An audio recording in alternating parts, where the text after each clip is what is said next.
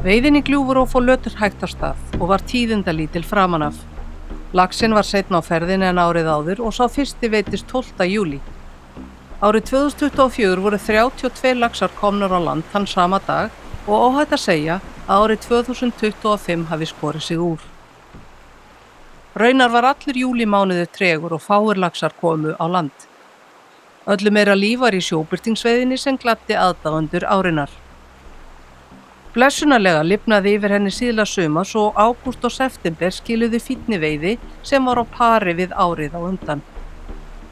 Áin endaði í 117 löxum og 82 sjóbirtingum sem talsvert undir meðalveiði síðustu ára.